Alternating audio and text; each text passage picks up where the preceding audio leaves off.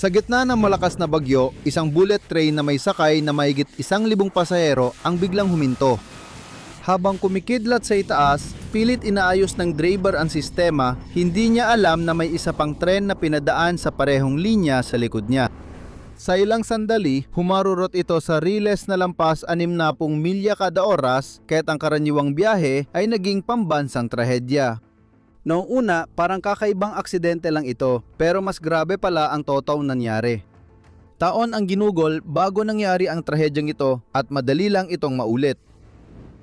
Ika-23 ng Hulyo, 2011 na ngayon. At ang high-speed train na DD3000 115 ay mabilis na tumatakbo papunta sa Yongzhou Station, ilang minuto nang nahuhuli sa schedule. Para sa mga pasahero, isa na namang naantalang biyahe tuwing tag-init na maulan. Habang kumikidlat sa paligid, hindi nila alam na pumapalya na ang sistema ng riles sa unahan. Lampas ng Yongzhou, tatawid ang ruta ng tren sa isang tulay bago ito huminto sa Wenzhou South. Bukod sa pagiging transit hub, mahalaga rin ang istasyon bilang control center ng linya na nagmo-monitor sa mga tren para mapanatili ang ligtas na pagitan nila. Pero bago makarating ang tren sa lugar, tinamaan muna ang Wenzhou South ng mahigit 340 kidlat sa loob lamang ng ilang minuto. Nagpadala ang mga kidlat ng di pangkaraniwang malalakas na kuryente sa mga kable ng riles na naging sanhi ng pagkapundi ng isang maliit na fuse sa loob ng kagamitan ng control center.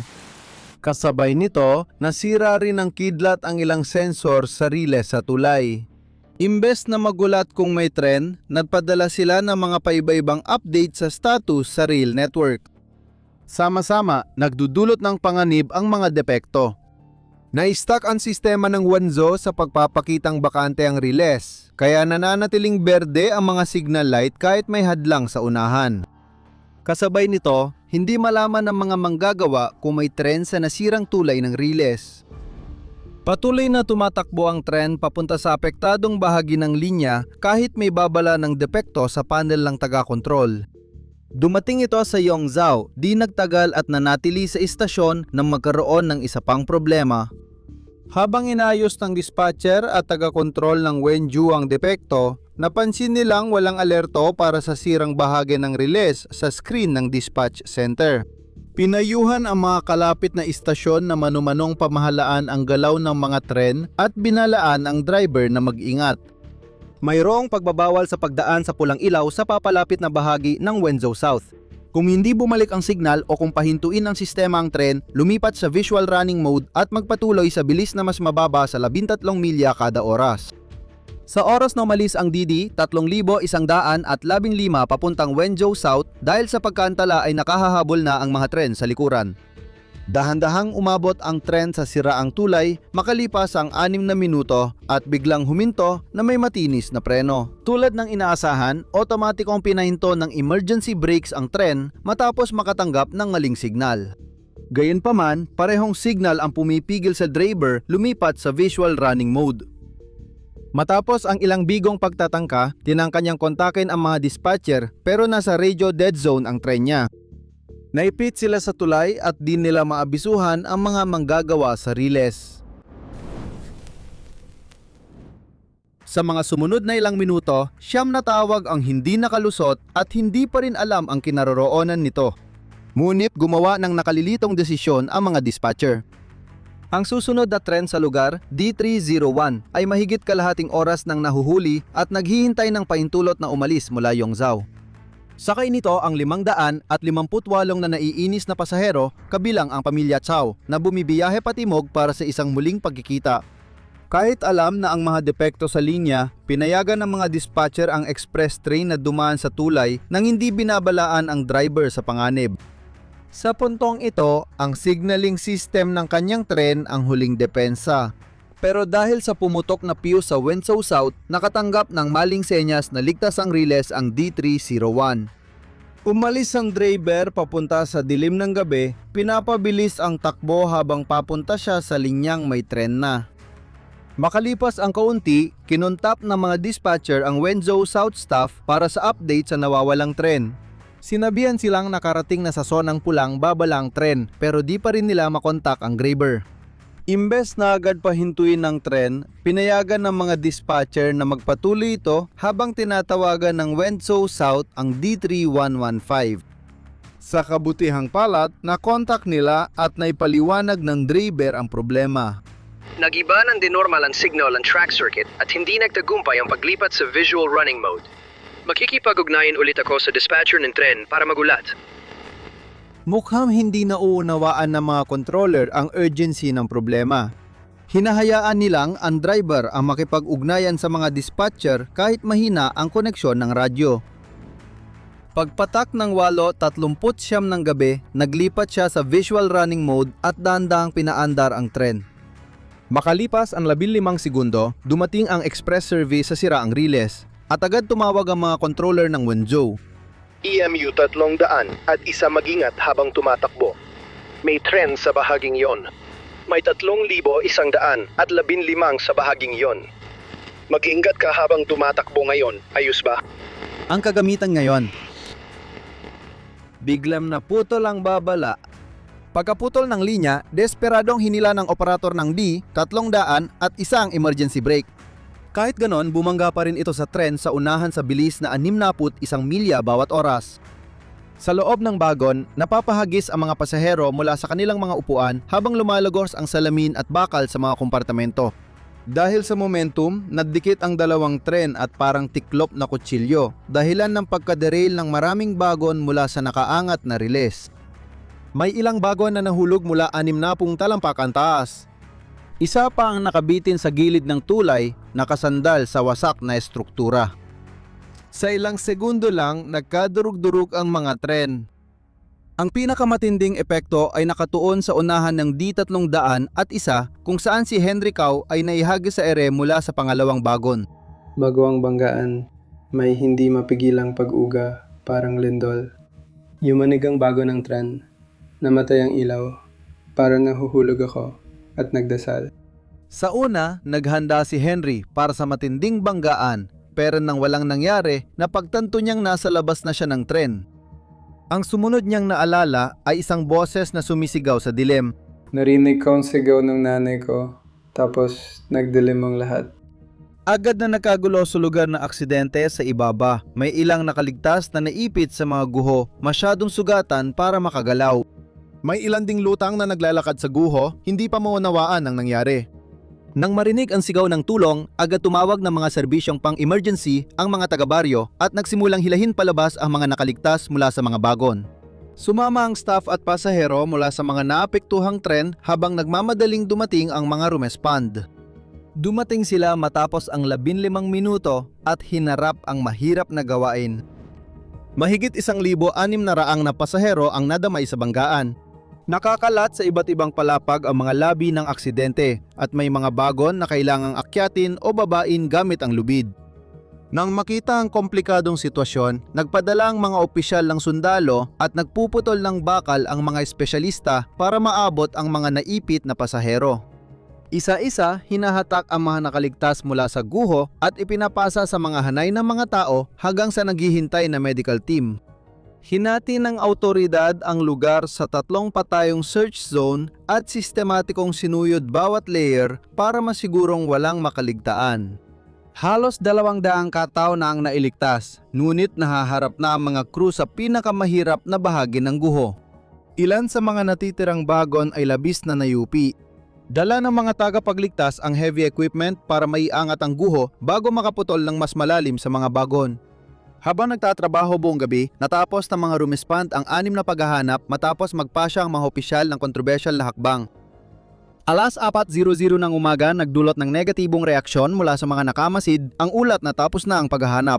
Sinabi ng mga opisyal na para lang ito sa ilalim ng tulay at tuloy pa rin ang pagsuyod ng mga tauhan sa mga patong sa itaas.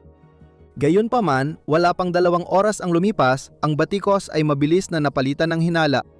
Nagukay ang mga manggagawa sa tabi ng riles at inilipat doon ang sirang bahagi ng tren. Para sa mga kamag-anak ng nawawalang pasahero, tila imposibleng ipaliwanag ang sitwasyon. Bukod sa takot na baka may mga nakaligtas o mga labi ng tao pa na nasa loob, mahalagang ebidensya ang mga guho. Maaring dun matatagpuan ang sagot kung bakit nabigo ang Riles at maraming buhay ang nawasak sa pangyayaring ito. Binigyan diin ng autoridad na nailipat ang mga guho dahil sa pagkakamali at agad itong pinatigil ng mas mataas na opisyal sa kabila ng mga paratang ng pagtatakip. Idinagdag din nila na ang hukay ay ginawa lamang upang matulungan ang mga sasakyang pang-rescue na makarating sa lugar, ngunit nananatiling hindi kumbinsido ang mga mamamayan. Lalong lumala ang kontrobersya ng sumunod na hapon. Habang nagre-recover, pumasok ang crew sa isa sa mga pinakanasirang bagon at kinuha ang ilang bangkay. Natagpuan nila ang 2 taong gulang na batang babae na buhay pa na ipit sa ilalim ng luggage rack. Inyahon siya mula sa tren halos 21 oras matapos ang aksidente at agad na dinala sa kalapit na ospital. Ayon sa media, nadiskubre lang siya matapos igiit ng isang hepe ng pulisya ang huling inspeksyon sa bagon bago ito alisin. Nag-udyok ng galit ng publiko ang revelasyon. Habang may chismis na mas marami nakaligtas, nagbabantay ang mga pamilyang umaasa sa guho at sabik sa balita tungkol sa nawawalang kamag-anak. Sa kabila ng matinding batikos, agad nilipat ng otoridad ang lugar sa recovery mode.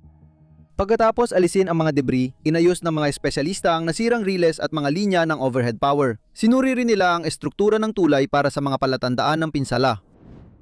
Wala pang 48 oras matapos ang banggaan, idineklarang ligtas ng linya at muling nagbiyahe ang mga tren.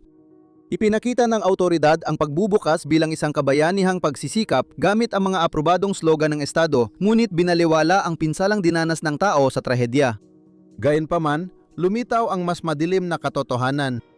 Batay sa mga nalik na ulat, inutusan ng kagawaran ng propaganda ng China ang mga news outlet na iwasang pansinin ng aksidente.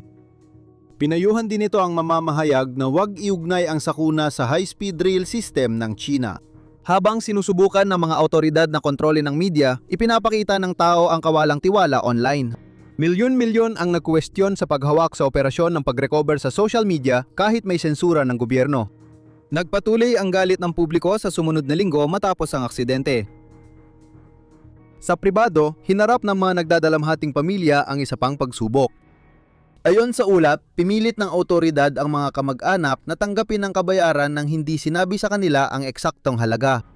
May mga pamilyang nagsabing tinakot sila ng mga opisyal at binalaan ang mga abogado na huwag tanggapin ang kaso ng mga biktima dahil sensitibo ang aksidente. Nang malaman ng publiko ang pagtrato sa mga pamilya, agad ibinintang ng mga opisyal sa ibang organisasyon ang pag-aanunsyo. Sa huli, tinasa ng estado ang kabayaran para sa bawat pamilya sa Siam na raang 15,000 yuan, halos doble ng unang alok. Kaunti lang ang naitulong ng pera para patahimikin ang mga kritiko o pamilyang naghahanap ng hustisya. Nakatutok ang lahat sa kung ano ang ilalabas ng investigasyon at kung mananagot ba ang mga sangkot. Pagkalipas ng halos 6 na buwan, inilabas ng State Administration of Work Safety ang kanilang natuklasan sa media. Lumabas ang sunod-sunod na pagkukulang mula pa nung itinatayo ang riles ng tren. Bago ang aksidente, mabilis na nagbago ang China sa di pangkaraniwang bilis. Ito ang nangungunang tagapagluwas sa mundo at ang pangangailangan sa transportasyon ay lumalampas na sa kakayahan ng luma at lipas na infrastruktura ng bansa. Bilang tugon, mabilis na nagmodernisa ang China ng railway network at nagtayo ng high-speed lines sa bansa. Kasama sa pagpapalawak ang Yangtze Taiwan Line na binuksan 4 na buwan ng mas maaga noong Setyembre 2009. Dahil sa pagmamadali, pinayagan ng mga otoridad ng riles na gamitin ang linya kahit hindi pa napatunayan ang control technology. Ayon sa mga investigador, ang sistemang ginamit sa Wenzhou South ay dinisenyo ng walang formal na research and development team. In-install ito kahit pre-review lang ang dinaanan, kaya maraming depekto ang di napansin. Critical na pagkukulang nito ang kaugnay sa function na otomatikong naglalagay sa sistema sa ligtas na estado. Ang safeguard ay magpapapula ng signal kung walang maaasang impormasyon mula sa riles ang sistema. Gayunpaman, ang kagamitan ay umasa lang sa isang pinagkukunan ng kuryente at walang backup. Kaya, nang pumutok ang fuse F2 dahil sa kidlat sa Wenzhou South, hindi na kayang mag-update ng sistema. Sa halip, nag-freeze ito sa huling nabasa, ipinapakita na bakante ang linya. Ito ay labag sa mga regulasyon noon at nagbunyag ito ng mas malawak na problema. Ang kagawaran ng Riles ang nagpatayo at nagpatakbo ng linya nang ito ay nabuksan. Nakababahala na tuklasan ng mga opisyal ang maling gawain sa halos lahat ng antas. Nagtipid sila, binaliwala ang safety checks at binigay mga kontrata sa mga di-kwalipikadong kumpanya. Dahil ang ministeryo rin ang tagapagbantay, walang tunay na independenteng ahensya na makapagpapapanagot dito. Sa kanilang pamumuno, nailagay ang parehong depektibong control system sa 76 na lokasyon, kaya't lumawak ang panganib lagpas sa Wenzo South. Napagtanto ng mga investigador na buong rehiyon ang nangangganib, ngunit ilang araw bago ang banggaan, lumabas ang isa sa pinaka-nagpapabigat na detalye. Nagbabala ang Ministeryo ng Riles sa mga tauhan na ang pagdami ng bagyong may kidlat ay seryosong banta sa mga kagamitan ng rile. Binigyan diin na dapat agad tugunan ang aberya ng high-speed na tren at mas mataas ang pamantayan kaysa karaniwang serbisyo ng pasahero. Ngunit nung gabi ng aksidente, wala pa ring inilabas na bagong tagubilin ang ministeryo para sa mga manggagawa.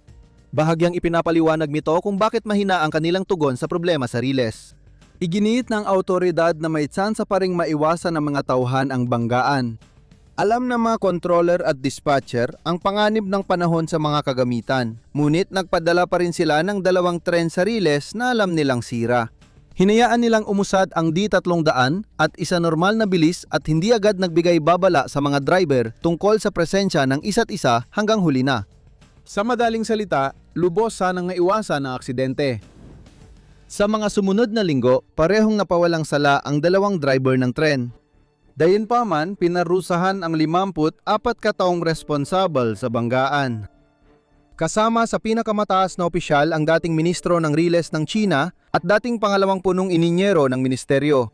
Pareho na silang natanggal sa pwesto dahil sa mga kasong katiwalian bago ang aksidente at tumanggap ng hatol na kamatayan na may suspensyon. Isa pang mahalagang tao ay ang dating CEO ng kumpanyang gumawa ng depektibong signaling system. Namatay siya sa atake sa puso 1 buwan matapos ang aksidente kaya hindi na siya maisakdal. Para sa mga opisyal, patunay ng pananagutan ng mga hatol. Ngunit ayon sa mga kritiko, tinatakpan lang nito ang mas malalalim na problema sa Partido Komunista ng China dahil napahiya o patay na ang mga pangunahing sangkot. Isang media outlet ang nagbuod ng pagkadismaya, sinabing pinili ng China ang 3 pinakamadaling gawing kambing na itim sa mundo. Nararamdaman din ng mga pamilya na naapektuhan ng aksidente ang kawalan ng hustisya. Si Henry Cao ay isa sa naiwan na nagdadala ng bigat ng pangyayari. Nakaligtas siya sa pagbagsak mula sa D300 at isang ngunit namatay ang kanyang mga magulang. Samantala, si Henry ay dinala agad sa ospital sa critical na kondisyon at tinanggalan ng pali at napunit na bato. Pagbalik niya sa US, hinarap niya ang patuloy na gastos sa medical, negosyo na di na kayang patakbuhin at pamilya na 4 ang kailangang suportahan. Habang bumabagsak ang dati niyang buhay at apektado ang kanyang pag-iisip sa stress, patuloy pa rin ipinaglalaban ng pamilya ang kompensasyong tingin nila ay makatarungan kahit mahigit 1 taon nang lumipas. Habang patuloy na lumalaban ang pamilya Cao para sa hustisya, napilitan ng China na harapin ang mga issue sa mga ambisyon nito sa high-speed rail. Bilang pag-iingat, binawasan ng Ministry of Railways ang bilis ng operasyon sa buong network at huminto ang konstruksyon ng mga bagong linya.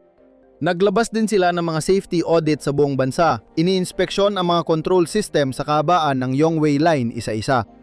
Matapos ang kontrobersyal nitong papel sa konstruksyon ng Wenzhou, tuluyang binuwag ng China ang Ministry of Railways. Pinalitan ito ng isang operator na pag-aari ng estado at hiwalay na regulator para mabawasan ang panganib ng korupsyon sa hinaharap.